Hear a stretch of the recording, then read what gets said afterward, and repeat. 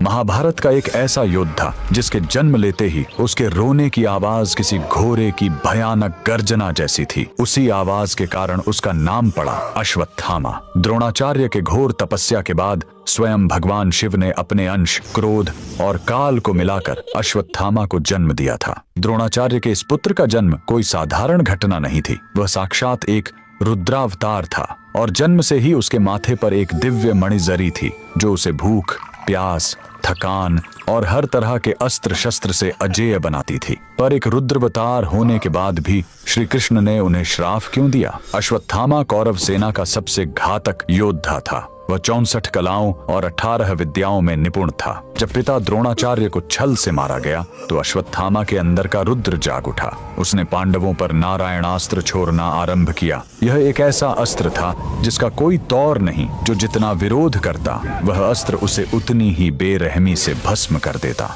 स्वयं भगवान कृष्ण को भी पांडवों से अपने हथियार डालकर इस अस्त्र के सामने झुकने को कहना पड़ा था। लेकिन एक रुद्रावतार एक राक्षस कैसे बन गया? पिता द्रोणाचार्य की मौत के प्रतिशोध ने उसे अंधा कर दिया था। उसने महाभारत का सबसे नीच कर्म किया। सौप्तिक पर्व की उस काली रात में उसने सोते हुए द्रौपदी के 5 मासूम बेटों का बेरहमी से कत्ल कर दिया। और पाप की सीमा तो तब पार हो गई जब पांडवों के वंश को मिटाने के लिए उसने अभिमन्यु की पत्नी उत्तरा के गर्भ में पल रहे अजन्मे बच्चे पर ब्रह्मास्त्र चला दिया। एक अजन्मे शिशु की हत्या सृष्टि के इतिहास का सबसे बड़ा पाप था।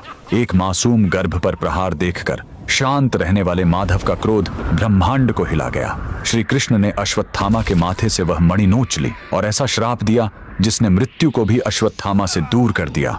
हे अश्वत्थामा, तू पाप का बोझ लिए 3000 वर्षों तक इस धरती पर अकेला भटकेगा। तेरे शरीर से खून और पीप बहेगा।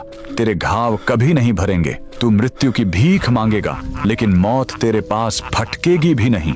हजारों साल बीत गए लेकिन मध्य प्रदेश के असीरगढ़ किले के शिव मंदिर में आज भी हर सुबह कोई शिवलिंग पर ताजे फूल चढ़ाकर चला जाता है। नर्मदा के जंगलों में कई लोगों ने उस माथे पर घाव वाले विशाल इंसान को भटकते देखने का दावा किया है। अगर इस रहस्य ने आपके भी रोंगटे खड़े कर दिए तो कमेंट्स में हरे कृष्णा जरूर लिखें।